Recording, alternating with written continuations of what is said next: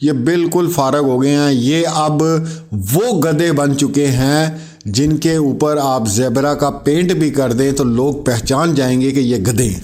अब इनकी हालत ये हो चुकी है। तो इनका जो अब ये भागना है उसकी कुछ वजूहात हैं, वो हम लोगों को पता है और आ जाएंगी आप लोगों के सामने भी सारी वजूहात आ जाएंगी, बेफिक्र हैं आप। अस्सलाम वालेकुम नाज़रीन, मैं हूं क्या सलीम मीर। उम्मीद करता हूं खैरियत से होंगे, दुनिया के जिस कोने में होंगे। आज एक मैं ख़बर देख रहा था BBC में और बड़ा तफसील उन्होंने जो है इसके ऊपर आर्टिकल लिखा है कि अगर लोग झूठ बोलते तो उनकी नाक मतलब कितनी लंबी हो सकती थी। वो तस्वीर भी मैंने शेयर कर दी आपके साथ। तो वैसे ही मुझे एक शख्सियत का ख्याल आया कि अगर झूठों की नाक लंबी होती तो उसका नाक तो मोबाइल से भी बाहर निकल आना था या TV स्क्रीन से भी बाहर निकल आना था, जितना झूठ बोला जाता।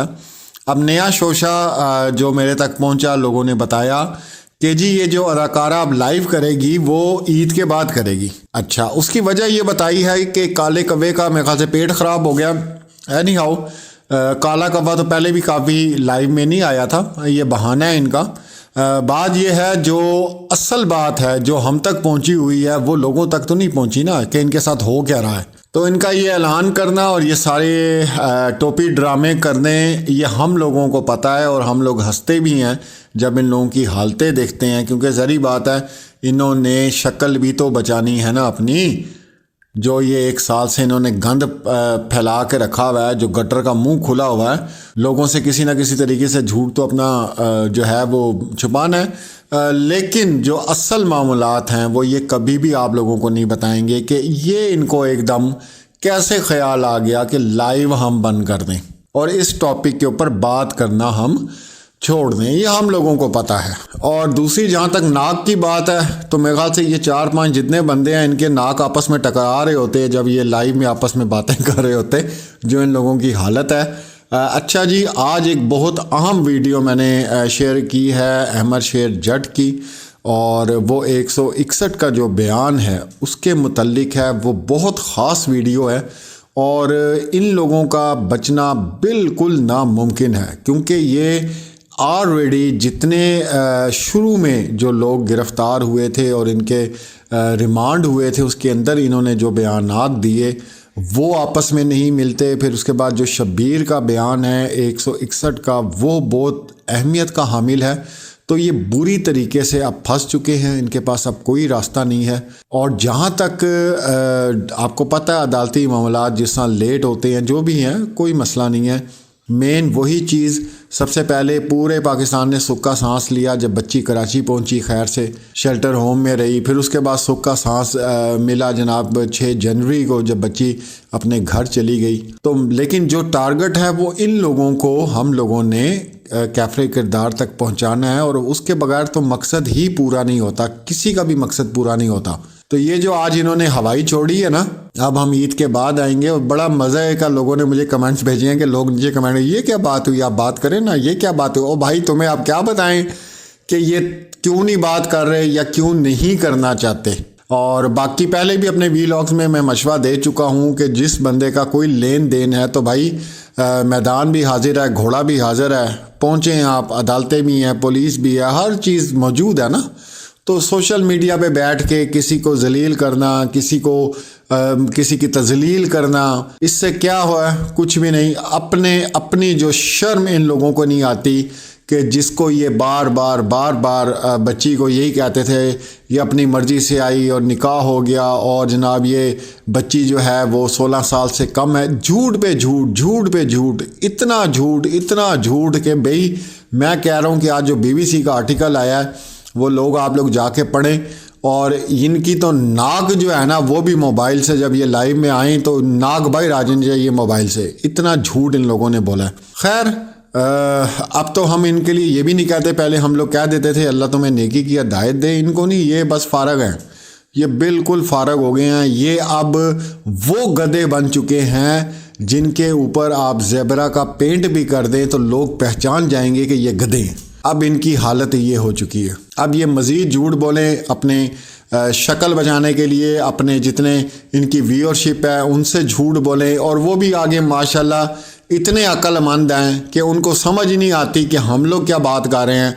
वो पता नहीं क्या कानों में डाल के आते हैं कि उनको सिर्फ खाली अदाकारा की और ढक्कन वकील की बात समझ आती है, बाकी किसी की समझ ही नहीं आती। पता नहीं कानों में क्या डालते हैं वो लोग। तो इनका जो अभी ये भागना है उसकी कुछ वजूहात हैं, वो हम लोगों को पता है और आ जाएंगी आप लोगों के सामने भी सारी वजूहात आ जाएंगी, बेफिक्र हैं आप। तो ये तो अभी ईद का बहाना करके गायब हुए ना, ये अब गायब ही होंगे, ये इंशाल्लाह अब नज़र नहीं आते, क्योंकि एंड तो होता है दुनिया में, हर चीज़ का एंड है, इंसान का भी एंड है और फिर कायनात का भी एंड है। तो ये कब तक इन्होंने बकवास करनी है, कब तक लोगों ने इनकी बकवास सुननी है। केस बेशक कछुए की रफ्तार से चला, लेकिन इससे बहुत कुछ सीखने को मिला, बहुत कुछ देखने को मिला।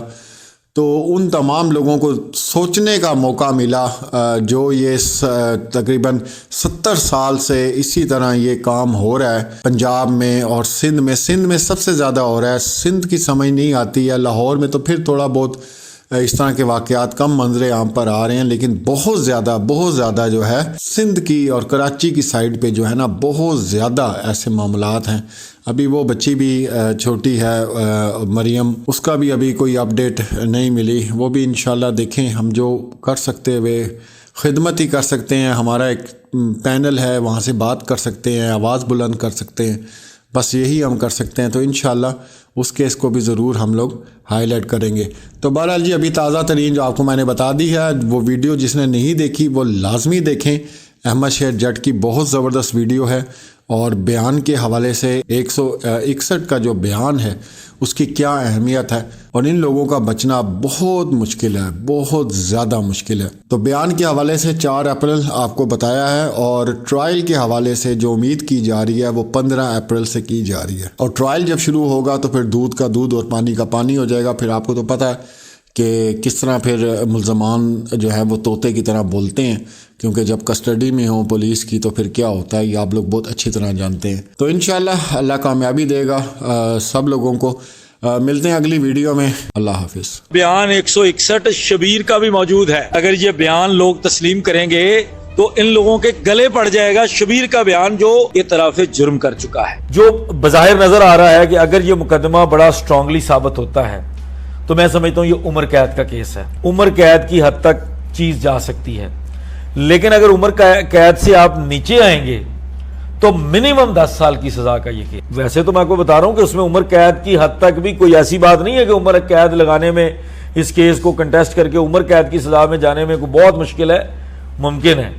लेकिन मैं आपको कम से कम बता रहा हूं कि उधर ज्यादा से ज्यादा जो मेरी जाती तौर पर मेरी सेंसेस कहते हैं, मेरी नाक़िस इल्मी कहती है कि ये उम्र कैद ज्यादा से ज्यादा और कम से कम 10 साल का मुकदमा बनता है। देखें, इसमें सबसे बड़ी जो निकाह खान की स्टेटमेंट है, इसमें सबसे बड़ी जो चीज़ है वो सपोर्ट करेगी निकाह की तकजीब के अंदर।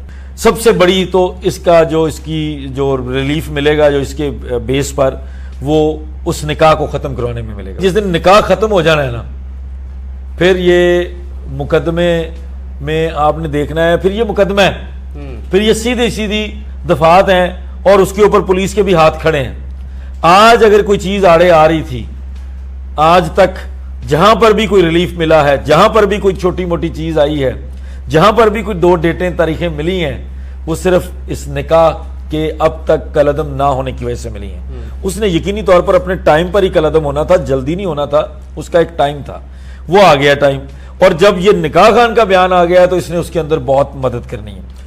एक कानूनी पहलू और है कि कानूनी पहलू में अगर कोई विटनेस, क्योंकि वो मुल्ज़म भी है, विटनेस भी बन जाएगा, इस तरह स्टेटमेंट दे भी देता है जो मुल्ज़म, खासकर इस वक्त क्योंकि वो पुलिस की कस्टडी में है, तो कानूनी तौर पर उसकी अहमियत नहीं होती, वो जब तक अदालत के अंदर ये बयान नहीं देगा। ये तो क्लियर है, सबको पता होता है कि अदालत के अंदर आपने बयान देना है तो वाजे होना है।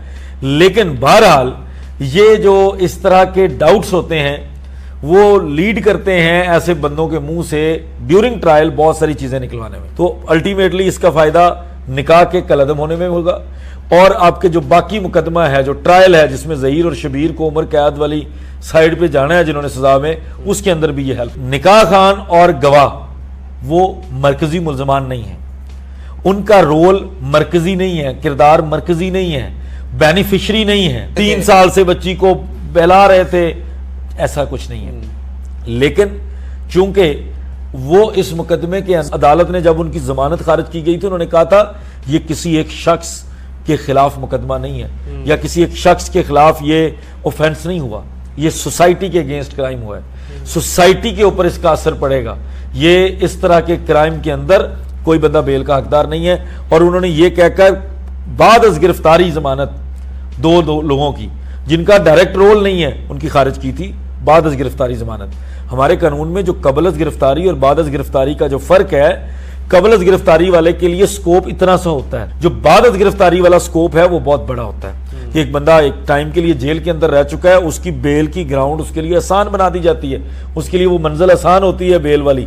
अगर उनकी जमानतें जिनका डायरेक्ट रोल नहीं है और वो बाद अज गिरफ्तारी है वो खारिज होती हैं और उसी जगह की, उसी मुल्क की, उसी शहर की, उसी तरह के जज की अदालत हो, तो ये मुमकिन नहीं है कि मरकजी मुलजमान को कबल अज गिरफ्तारी जमानत मिल जाएगी। तो ये कहीं नहीं लिखा हुआ, ये हमारी प्रैक्टिस की बुनियाद पर, हमारे रोजाना के तजुर्बे की बुनियाद पर मैं आपको कह रहा हूं। ये पुलिस के सामने इतराफ किया है। जिस तरह के बयान की बात ये की जा रही है कि बयान 161 ज़ाब्ता फौजदारी और बच्ची का, इसी तरह बयान 161 शबीर का भी मौजूद है। अगर ये बयान लोग तस्लीम करेंगे तो इन लोगों के गले पड़ जाएगा शबीर का बयान जो इतराफ जुर्म कर चुका है और जहीर ऑलरेडी अपना इकबाली बयान दे चुका है। उसके बाद बच्ची की उम्र के बारे में आपको मजे की बात बताते हैं। जहीर बच्ची को बुला रहा है, बच्ची खुद आ रही है और शबीर कहता नहीं हम आए थे। ये सारी चीजें मिक्स हो गई। उसके बाद बच्ची की उम्र वाली जो मैं बात आपको कर रहा हूँ, हर जगह ये लोग सुबह से लेकर शाम तक कैंपेन कर रहे हैं, इतनी ज्यादा इन्वेस्टमेंट कर रहे हैं लोगों के ऊपर कि वो उनके तर्जुमान बनकर इनकी तर्जुमानी करें कि बच्ची 16 साल की या 15 साल की नहीं है। बच्ची ने अपने बयान को पढ़ के साइन किया है, बच्ची ने अपने बयान को पढ़ के उसको इंडोर्स किया है।